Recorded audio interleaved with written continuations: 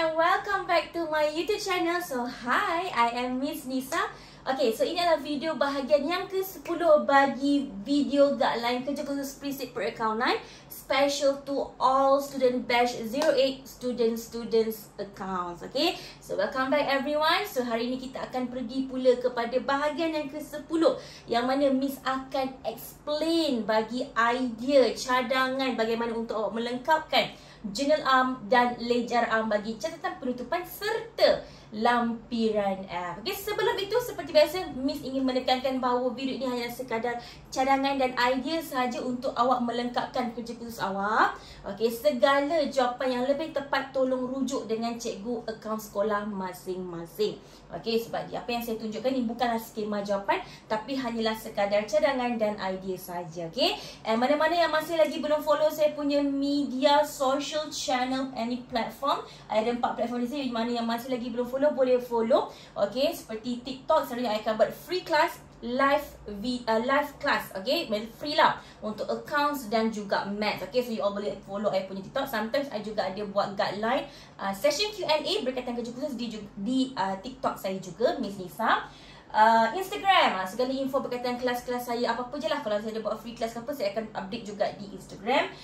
Now YouTube, okay, boleh follow, do support I. Kalau if you are happy dengan video kerja khusus ni, subscribe, ada kat button bawah tu, it's a free jawab. So means that setiap kali saya upload a new video, awak boleh dapat notification, tekan saja button loceng tu. Okay, and if you nak dapatkan contoh-contoh soalan, jawapan, so you all juga boleh follow I punya Telegram. Okay, so ni antara media social I punya platform lah yang you boleh dapatkan. Alright, okay, so tanpa kita membuang masa, jom kita mulakan dengan bahagian yang ke-10, journal arm, ledger arm, catatan penutupan dan juga lampiran F. Let's go.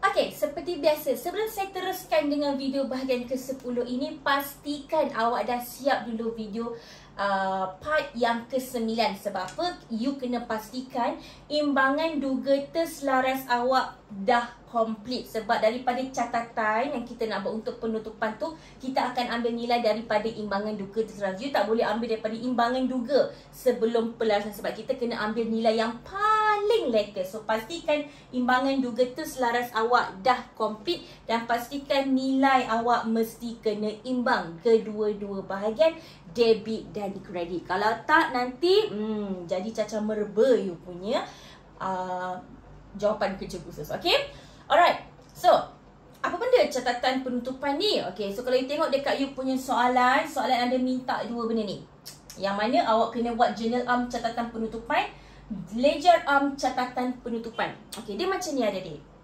Bila awak buat ledger hari tu, okay, I tunjuk sikit lah ya berkaitan dengan ledger sebelum ni awak ada buat. Bila setiap kali kita buat ledger, betul tak kita ada baki HB, baki BB, baki HB, baki B, betul? Okay, untuk item-item di dalam PKK seperti asset bukan semasa, asset semasa, liability semasa, liability bukan semasa, apa lagi?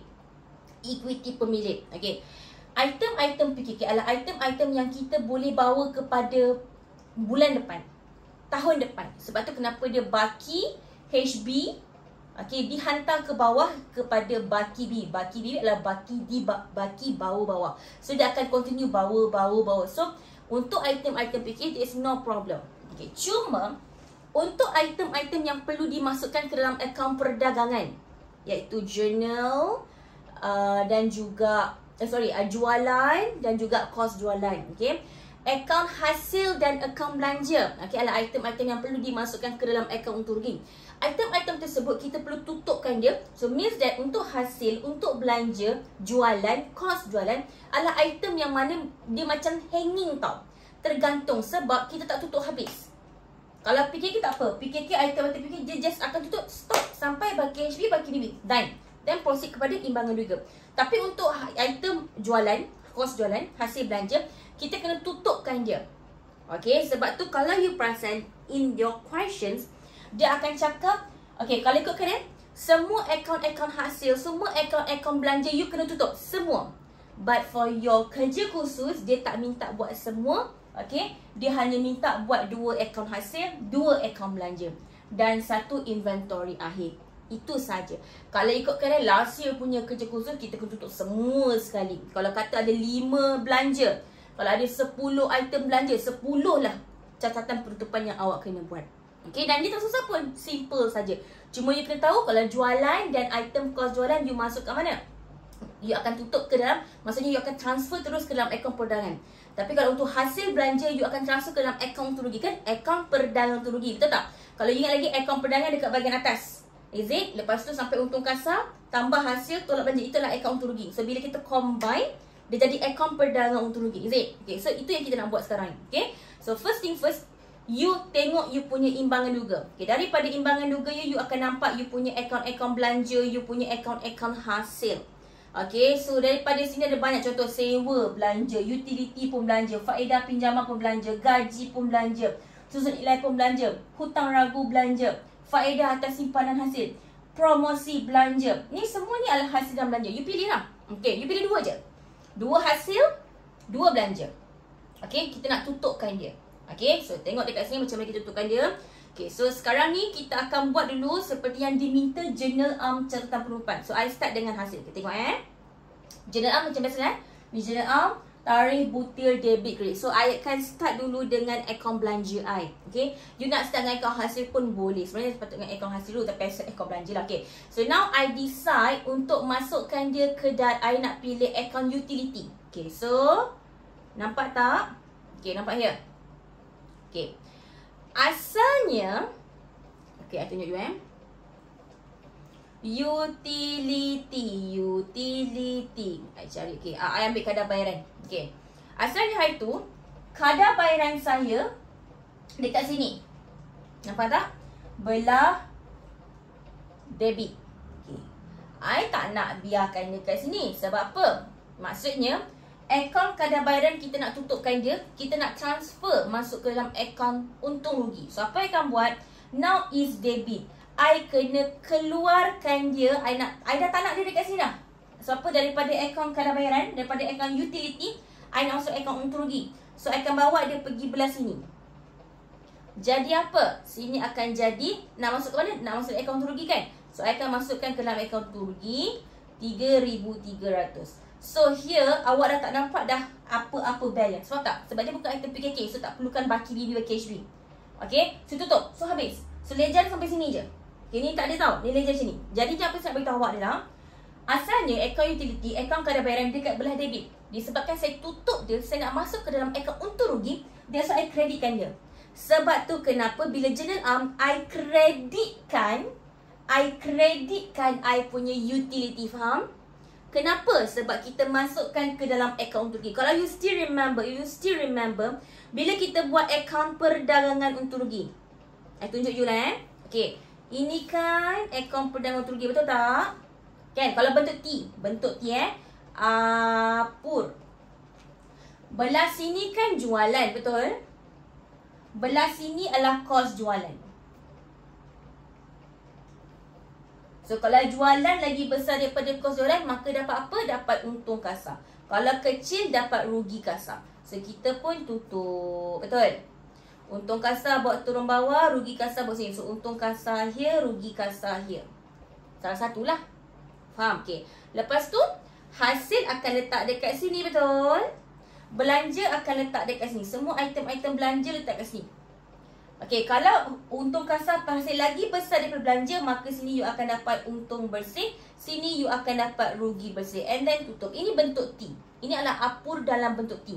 So kalau tadi I cakap apa? Okay, now I tunjuk kat you tau. Ni I ajar you. Ni bukan setakat buat kerja khusus ni. I nak you faham apa itu. Sebab I rasa you all kurang expose pasal catatan penutupan ni. Okay, so tadi I buat apa? Account utility is on the debit side. Baki BB is 3,300, is it?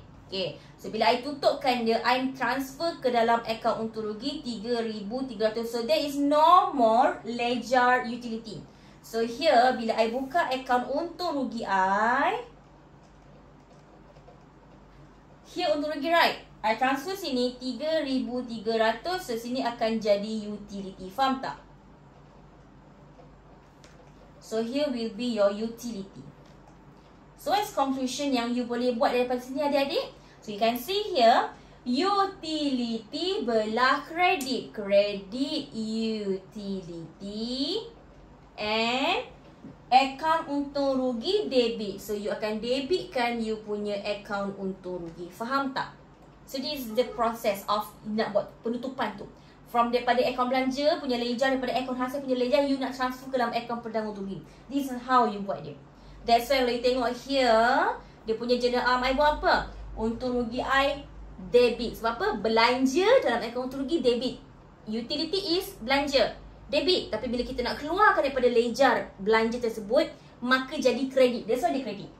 Okay, and amount I ambil apa? Amount I ambil daripada imbangan duga terselaras. So I pun cari mana utility I. Utility. Mana? Okay, here 3,300. So I pun masukkan here 3,300. 3,300. Seperti biasa, daripada journal kita masuk ke dalam ledger. Okay, here I pun buka lah ledger I. Okay, so nampak sini. Nampak tu? Okay, account utility. Nampak? Asalnya, terbalik. Okay, asalnya baki bibi pada belah. Baki bibi adalah dekat belah debit, right? 3,300. So, bila I pergi buka utility, kita tutupkan dia, maka account untung rugi berada di belah kredit. So, tutup, habis.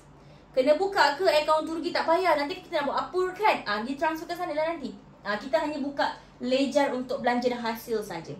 Faham? That's it. Okay? Okay. Next yang kedua, I pilih apa? I dah lupa dah. Okay, I pilih sewa. Sewa adalah belanja, sama juga. So, daripada sewa. Sewa asalnya adalah belah debit. Sewa. Sewa here, account sewa. Okay, dia dekat sini, belah debit. Okay, let's say here is 1,500. Okay, I nak tutup dia. Nak tutup masuk akaun untung rugi. Untung rugi. Belah mana adik-adik? Belah kredit. So, that's why here, I kreditkan akaun sewa. Nampak? I kreditkan akaun sewa. I debitkan akaun untung rugi. Sebab dalam akaun untung rugi, belanja berada di belah debit. Nampak? So, here jadi belah debit. So, here I masukkan amount dia. You ambil daripada you punya imbangan duga terselaras is 1,500. Masukkan dia. Macam tu. Okay, faham? So, this one is part of belanja. Alright. So, now, you pun buka lah you punya ledger. Tada! Ini pun salah ni, minta maaf kan. Okay, so, baki bibi dia, sebab sewa is belanja, right? Baki bibi dekat belah debit. So, tutupkan dia, sewa belah, betul tak? Sewa kredit. Tu? Sewa belah kredit, tulis nama kawan dia. Nampak tak saya tulis apa? Untung rugi. So, I pun masukkan here 1,500. 1,500. So, there is no more ledger account sewa. Sebab kita dah transfer ke dalam account rugi. Okay. So, that part is belanja. Okay. Next. Seterusnya. Kita pergi kepada account hasil. Okay. Untuk account hasil, I ambil apa? Akaun hasil I ambil faedah atas simpanan. Kenapa belah debit? Okay, so kalau if you still remember, faedah atas simpanan adalah hasil. Okay. Faedah atas simpanan. I tunjuk you ya. Sekejap ya. Mana faedah? Okay, here. Nampak tak? Faedah atas simpanan dia belah kredit. Macam mana tutup dia? Transfer here. Transfer here, kita akan transferkan dia ke dalam akaun untung rugi. Faham tak? So, faedah atas simpanan, kita kena debitkan dia. Sebab asalnya kredit. Nak tutup, kita debitkan dia. That's why here, ni pun I kena betulkan. Okay? Faedah atas simpanan, I debitkan dia. Dan faedah atas simpanan is a part of our akaun untung rugi. That's why here is untung rugi. Okay? So, berapa amount dia? Tengok imbangan duga terselaras. Faedah atas simpanan adalah I punya 104. You ambil nilai you. Okay. 104. Okay. I pun here masuk 104. Here also 104. That's it. Macam tu. Okay. Masuk ke dalam ledger. Okay. Nampak faedah atas simpanan. Baki. Ni pun salah juga. Kenapa terbalik Oh. Okay. Okay. Asalnya faedah atas simpanan adalah hasil. Mana? Kredit. Ni, kredit. Bila tutup, sap, pergi sini. I pun masukkan dia RM104, RM104. There is no more baki HP. There is no more baki. That's it. So, ini ledger dia. Habis. Okay. Next. Seterusnya, I pilih apa? Okay, hasil tak banyak. So, I decide I ambil satu lagi daripada hasil. Ini sebenarnya jualan kita lah. Tapi kita ambil hasil lah. Iaitu perkhidmatan pemasaran yang kita pasang dekat klien kita dan kita dapat duit kan. This one is part of our hasil lah. Okay. So, sama juga. Dia lah berkaitan hasil belah kredit. So, bila tutupkan dia belah debit. And then, okay, cuma this one I buat akaun perdagangan. Why ah? Sebab dalam Apur, dia dekat bahagian atas. Dia dekat bahagian akaun perdagangan. Dia bukan dekat akaun untung rugi. That's why I buat akaun perdagangan dia. Tapi, tolong tanya dengan cikgu awak. Mungkin cikgu awak punya cadangan adalah dia berada di bahagian hasil. Tapi ikut pemahaman saya, dia dekat bahagian perdagangan. Sebab the main business is jual barang-barang deko dan juga perkhidmatan pemasaran. So dia adalah aktiviti utama perniagaan. So that's why I decide dia berada di perdagangan. Dia bukan dekat hasil. Hasil ni, okay, kita panggil atas tu is part jualan lah. Okay, bawah tu is hasil. Jualan tu means that you punya your main income in business. If hasil, dia macam side-side income je. Kita simpan duit, dapat duit. Okay, kita ada bangunan, kita ada space extra dekat kita punya office, kita bagi orang sewa. It's our extra income. That's one I call as hasil. Tapi this one is a part of the main income in our business. That's why I put in jualan punya bahagian. Means that I akaun perdagangan. That's why kenapa sini I buat akaun perdagangan. Okay. Tapi tolong tanya cikgu you. Cikgu, Miss buat salah lah. Cikgu saya kata macam ni. Then follow your teacher. Nizam cakap lah. Dia cakap this video is just idea and cadangan. Based on my pemahaman. Okay. So, tolong tanya cikgu awak untuk dapatkan confirmation yang lebih tepat. Cikgu awak lebih pakar. Okay. Okay. So, here. Kita masukkan. Perkhidmatan pemasangan here is asalnya kredit, bila tutup jadi debit. So here kita tengok perkhidmatan pemasangan punya nilai, cari. Okay, here amount I 1050. So you pun masukkan amount. Okay, debit 1050, kredit is account perdagangan. Okay, so here I buka ledger. Ni pun salah, minta maaf sangat ya. Okay, baki DB dekat belah kredit tau, the original one. Okay, when kita nak tutupkan dia,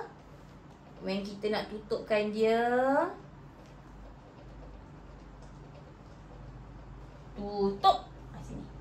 So there is no more ledger untuk akaun perkhidmatan pemasangan. So nanti di semua kita masuk dalam akaun perdagangan saja. Okay. So tak ada lagi dah akaun perkhidmatan pemasangan tadi. Okay. Okay, settle. Okay, and last kali inventory. I ambil inventory akhir. So how is it? Okay, you kena tengok balik you punya dulu you ada buka lampiran E dekat muka surat 29. Dekat bawah ni, kira-kira ingat tak? Okay, you ambil bawah ni. So, this is the amount. Okay. So, apa you akan buat adalah sama juga. Account inventory akhir dimasukkan ke dalam account perdagangan. Remember? Kan ni satu masuk dekat PKK. Satu lagi masuk dekat Apur, right? Okay, so yang kita buat ni adalah yang masuk ke Apur. Okay, sama juga. Dia sama macam konsep of belanja. Okay, why? Sebab inventory akhir is our asset. So, debit. Okay, so original dia adalah baki BB dibelah debit. So, when we nak tutupkan dia, kita akan jadikan dia belah kredit. Nampak? Yang dia masih akaun perdagangan kan? Akaun perdagangan. So, you akan ambil amount exactly daripada lampiran E awak hari tu. Ni siapa tak tahu ni, you all boleh tengok dekat saya punya video bahagian keempat, I think. Kalau siapa tahu benda ni, tolong tengok video bahagian keempat. Okay, so 10,430. So, I pun masukkan kat sini 10,430. 10,430. Pergi dekat sini. Okay, ni betul lah. Okay, salah juga. Okay, asalnya inventory akhir dekat belah debit. Okay, so bila I nak tutupkan dia, dia jadi belah kredit. Okay, so here asalnya 10,430.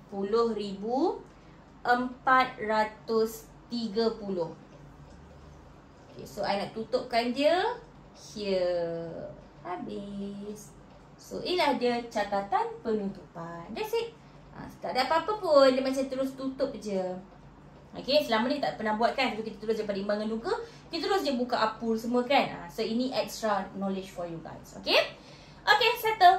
So settle lah bahagian journal arm catatan penutupan dan juga ledger arm catatan penutupan. Okay, so now I will proceed dengan lampiran F. Ya, lampiran. Tapi sebelum tu seperti biasa, for those siapa yang first time tengok video saya, tak tahu saya tengah yang saya ada buat private class. Okay, so here is my private class, online class in a small group. Kelas saya tak ramai dik, selalu yang join lebih kurang daripada 20 orang. Kadang-kadang 10 orang je yang masuk live. Okay, mostly semua tengok private video. Okay, sebab mostly kenapa orang join kelas I, sebab kebanyakan dua asrama, masa clash. Okay, so diorang tak join I punya live. Diorang join sebab nak diorang akan cari masa, bila masa mereka free.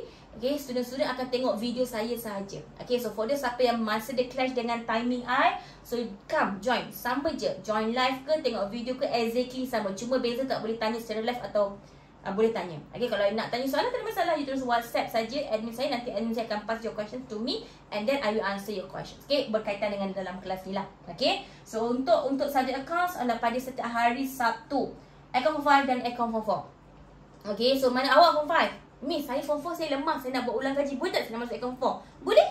Come. Okay. And here untuk Maths adalah pada setiap hari Jumaat untuk Maths Form 4 dan juga Maths Form 5. Maths ni special dia apa tau? I bukan cover syllabus Form 4 dengan Form 5 je. I cover sekali dengan lower form. Sebab in your SPM, kita bukan masuk Form 4, Form 5 punya syllabus, tapi daripada Form 1 punya syllabus sampai Form 5 punya syllabus. Okay? So, you boleh join untuk nak buat more revision, extra revision dengan saya. And soalan saya betul-betul attack pada soalan-soalan exam sebenar. That is the special part. Okay? So, tak adalah bila you exam, gajah lain. Tiba soalan macam lain. Tak, kita terus pergi pada soalan exam. So, you boleh terus belajar. Okay? And the best part, this one cakap, ramaikannya boarding student. Okay, sekolah student yang masuk asrama, mesti memang join punya kelas sebab kanji spek video. And the best part, video ni is, you can tengok berulang-ulang kali. Because of free unlimited, you tengok berulang-ulang kali. And you boleh access for this video sampai hujung tahun. Best kan? Bukannya you masuk bulan Mei, masuk bulan Jun, tengok bulan Jun je, tak. That's the best part. Kata bulan Jun saya busy dengan exam, tak sempat tengok video. Nak tengok bulan 7 nanti lah. There you go. And nanti nak SPM, takut lupa lah, belajar awal-awal lupa. Nanti bila nak SPM, nak ulang kaji balik, nak tengok balik video. Here we go, you boleh tengok. Sebab tu I boleh bagi you tengok sampai bulan 1 lah. Sampai you sampai bulan 1 sampai bulan 12 macam tu. Okay. And the fee sangat-sangat affordable. Sangat affordable. RM38 sebulan, 4 kali kelas, 1 kelas 1 jam 15 minit. Okay, dapat free video, dapat modul, dapat skema jawapan. You boleh tanya secara personal dengan I. Okay, you boleh access video sampai bulan 12. So affordable. Alright, so siapa yang nak join, do WhatsApp I punya admin here, and ataupun pergi dekat description bawah ada link WhatsApp, terus je tekan, nanti terus pergi pada admin saya. Okay, so itu sedikit lah berkaitan dengan punya kelas. So this is how you boleh access I punya video notes dan answer semua. Okay, it's very worth it. RM38 sebulan, 4 kali session unlimited. You boleh access sampai end of the year. You dapat complete notes, formula, tips and provided questions akan cover with all pattern. Maksud contoh lah, one syllabus tu dia ada 4 pattern soalan, so I akan cover 4-4. Masa start kelas tu, I akan ajar benda berbeza. Okay, and setiap topik saya ada tips saya tersendiri. So kebanyakan sebab tu kenapa ramai yang boleh score, sebab saya banyak bagi tips. Okay, kadang-kadang bukannya apa, banyak sangat benda nak kena ingat. So nak ingat susah. That's why in my class, I suka beri logik dan tips supaya student boleh catch up benda tu. Okay, so ni adalah student-student yang dah dapat score amazing. Diorang sangat amazing. Mostly kebanyakannya memang nak drop accounts, tak pernah lulus, dapat A pun tak pernah rasa dapat A. But when they are join I punya kelas, termasuk dengan bantuan cikgu sekolah, termasuk dengan dia punya effort, alhamdulillah. Okay, mostly daripada zero memang jadi hero. Korang nampak, daripada fail jadi A minus. Fail kot, fail A minus, jauh beza. Amazing kan? Dia cakap usaha tak pernah usaha tak pernah mengkhianati result, mengkhianati hasil. Macam tu. Okay, kalau you usaha mesti you dapat tu. Okay, itu sikit lah berkaitan dengan I punya private class. Okay, okay, jom kita continue sikit lagi berkaitan dengan lampiran F. Okay, so this lampiran F ada dekat muka surat 30. Okay, berkaitan dengan jadual penyiraan, berkaitan dengan ikatan perkongsian. For this part, awak kena tengok balik dekat video yang first sudah ada buat. Okay, dekat bahagian profil perniagaan. Dekat bahagian profil perniagaan, dekat bahagian ikatan perkongsian awak kena tengok balik. You kena follow sebiji apa you buat. Dulu hanya saya ada bagi range kan, tapi ni saya minta awak tanya cikgu awak. Okay, mana yang sesuai. Okay, macam I itu untung rugi memang semua orang sama lah. 7/3, faedah pinjaman memang 8%, faedah ambilan this is the range. Macam ni I decide ambilan 5%, this one is 10%, and then gaji jangan lupa. Okay, so kita akan ikut dia. Okay, now jangan lupa first thing first, kita ada apa kita punya this one, apa panggil, item-item nak ikatan perkongsian, nama perkongsi A, nama perkongsi masukkan. Okay, and then jumlah. Okay, so untuk gaji, tolong refer apa yang you dah decide dekat sini hari tu. Kalau you buat 5,000, 5,000 lah. Kalau 4,000, 4,000 lah. Kalau sini 5,000, sini 4,000, 5,000, 4,000 lah. Okay, so memang kita decide for 1 month. You akan masuk untuk 1 bulan punya nilai. Sebab you tengah buat account untuk for 1 month. Alright. Okay, seterusnya. Faedah atas ambilan. Okay, dia macam ni awak. Nak dapat nilai yang exactly yang memang tak ada perpuluhan agak sukar. So, kita ambil je lah apa-apa. Tapi my advice is selalunya lah before this previous punya kerja semua, selalunya bila kita dapat perpuluhan kita akan bundarkan. So for this one, I decide 5%. Okay, I darabkan dengan jumlah ambilan. Jumlah ambilan tu I ambil pada imbangan duga terselaras. Okay, so dekat ambil, tapi hati-hati awak kena tengok ambilan siapa yang ambil. Nampak kat sini kita daripada perkongsi B. So kita masuk dekat kolom perkongsi B lah. Amount dia 10,260. Tapi beringat tau, awak tengah buat sebulan. So apa you akan buat adalah, okay, I decide 5%. You ambil peratus you, I ambil peratus I. Contoh kalau you ambil 3%, 3% lah. Letak je, tak apa, tak masalah. Okay, I pun dapat perpuluhan. Okay, so 5% darabkan dengan ambilan tadi. Kenapa I bagikan dengan 12? Sebab peratus ni adalah for 1 year punya peratus. Faedah atas ambilan adalah 5% setahun. It's for 1 year punya percentage. So if you nak dapatkan untuk sebulan, that's why I bagi 12. Ataupun darabkan 1/12 pun boleh. So then I tekan kalkulator dapat 42.83. I bundarkan 43. Okay, so untuk perkongsi A saya rasa memang tak ada. So saya ada perkongsi B. Jadi total I dapat 43. Oh, yang ni tambah, jangan lupa dapat this one. Okay, okay, so settle untuk faedah atas ambilan. Next, kita ada faedah atas modal. So macam mana tengok? Okay, tengok balik hari tu you decide berapa. Macam hari tu I decide faedah atas modal I decide 10%. Okay, so untuk modal, ingat balik tengok dekat imbangan duga terselaras. Okay, perkongsi A 70,000, perkongsi B 30,000. So I pun ambil 10%, 70,000, 10%, 30,000. Tapi ingat untuk sebulan. So I pun bahagikan dengan 12. Ini pun I bagi 12. For this one kita dapat jawapan perpuluhan. Bundarkan 583.33 jadi 583. Yang ni 250 ngam-ngam. Saya ambil 250. Tambahkan 4. That is the total. Okay, so dia adalah faedah atas modal. Alright, okay. Last kali faedah atasnya. Faedah atas pinjaman pun sama. Kita cuma ada satu sahaja. Kalau you ingat lagi adalah urus niaga yang hari tu you buat tu di mula-mula tu. Urus niaga awal-awal yang kita ada pinjam dengan perkongsi B. Okay, nilai pinjaman dengan perkongsi B adalah sebanyak 6,000. We decide untuk ambil 8%. So, you pun ambil 8%, darabkan dengan jumlah pinjaman, bahagikan dengan 12 untuk kita dapat nilai untuk sebulan sahaja. Dan this is your answer. Total terus masuk sini. Okay, that's it. So, you pastikan siapkan lampiran F, baru nanti kita boleh proceed untuk buat akaun perdagangan untung rugi, akaun pengasingan untung rugi, akaun semasa dan juga PKK. Okay, video kita pun tak lama dah, nak habis dah, sikit sahaja lagi. Pastikan you completekan ini dulu, nanti baru saya akan proceed untuk the next video. Alright, okay, so all the best to all of you. Okay, buat yang terbaik. Sikit lagi korang, I tahu you all sangat struggle untuk completekan, tapi bila dah sampai part sini, tak jauh lagi dah awak, perjalanan awak untuk kerja khusus ni. Sikit sahaja lagi, okay? You can do this. Alright, so I think that's all untuk video kali ni. Kita jumpa lagi on next video untuk akaun perdagangan dan juga akaun pengasingan. Okay, so kita jumpa lagi. Thank you so much everyone. Assalamualaikum. Have a good day everyone. Bye. Thank you for watching. Jangan lupa untuk subscribe Miss punya YouTube channel and then like, share and comment. Okay? Bye.